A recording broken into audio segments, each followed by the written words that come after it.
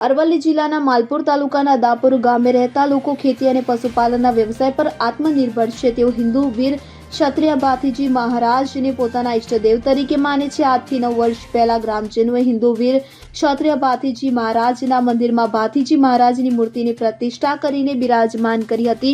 તપ, શ્રદ્ધા અને ભક્તિથી ગ્રામજનો ભજન ભાવ કરી રહ્યા છે. તુરે આ મંદિરમાં બિરાજમાન ભાથીજી મહારાજનો આજરોજ 9મો પાટોત્સવ છે. ત્યારે ભાથીજી મહારાજના 9મા પાટોત્સવ નિમિત્તે આજરોજ ભાથીજી મહારાજ મંદિરે પાટોત્સવ યજ્ઞ યોજાયો હતો. વૈદિક ભૂદેવો દ્વારા જવ, તલ અને અલગ અલગ ઔષધિના દાંતણ સંવિધાનો હોમ કર્યો હતો. તો ગ્રામજનો વતી એક દંપતી દ્વારા પૂજન અર્ચન કરાયું હતું, ભગવાનનો અભિષેક કરાયો હતો અને ગ્રામજનોએ ભક્તિ અને શ્રદ્ધાપૂર્વક દર્શન પ્રસાદનો લાભ લીધો હતો.